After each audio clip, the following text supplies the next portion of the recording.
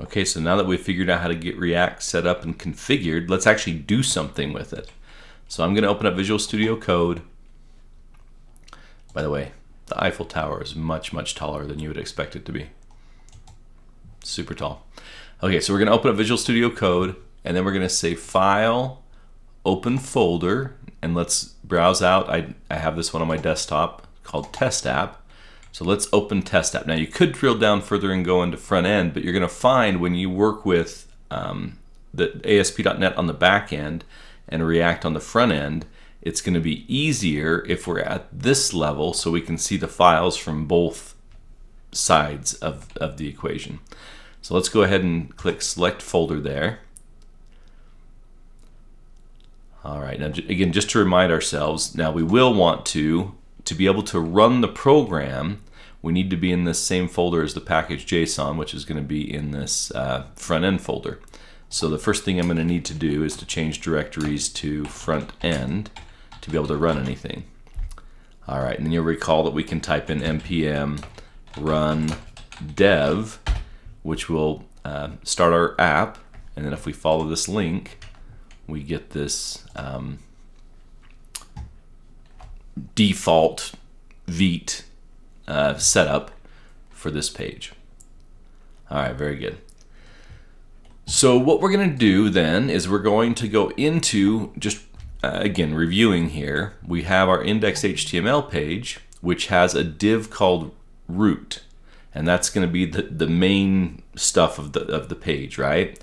And it's linking to a main TSX. So if we go look at main TSX is calling this command create root get element by ID root, which is referring to that div render, and then it's going. This is the thing that's actually going to drop that into that div. And what we have in here, first of all, is a tag called strict mode, which helps us enforce rules that React have. And then between those, we have this app tag. Well, the app tag is referring to this app TSX file. And by the way, there's an app CSS that has the design, the cascading style sheet for the app TSX. But this is what's showing all that stuff, right? The link to the Vite, the link to React, the counter that's set up that we can click on to make it do stuff, to increment, and this code here. And so this is all happening in this app. So what I'm going to do for now is just change and modify this app TSX to make our website do other things. And so I'm going to, what I would say, clean up this default app by taking and just clearing out this stuff in the middle of these two, what we call React fragments. I'm going to get rid of this because we're not using it. And then anything it's just not liking. It's got some images there that were the pictures that were on the screen. I'm going to get rid of those. We're not going to use state yet. That comes later. And so I'm just going to get rid of all that stuff so we have this basic default app. And then just to remind ourselves, we can come in here and say, put in an H1 tag and say, hello world. And when we do that, I'm going to save it. So Control S is the way I like to do that, to save it. And then we're not running it because I stopped running it. Or are we running it? We are still running. I never Control C to close it. So we can follow this link. And there, sure enough, is our new page that has hello world. All right. So we don't want to just have hello world on there. Let's actually do something. So I want to show you that we can. So this is a function. Ultimately, this is a function that is going to be exported as something called app. And when we do that little export process, then we can take in the main TSX here and just call this app as if it just were any other tag in HTML. And it will drop anything that's part of that app in that place wherever it's appearing on the in the code. And so we can come in here and modify this to be whatever we want to, and we're going to find out we can have multiple functions in here. And so let's get started. But as part of this function, just like any other function in programming, I can declare variables, I can pass information, return information, just like we have done in other programming. And so if you recall from languages like JavaScript, how do we declare a variable? Well, we can do things like, say, let, and then give the variable a name, some variable equal, and then I'll put in here hello world.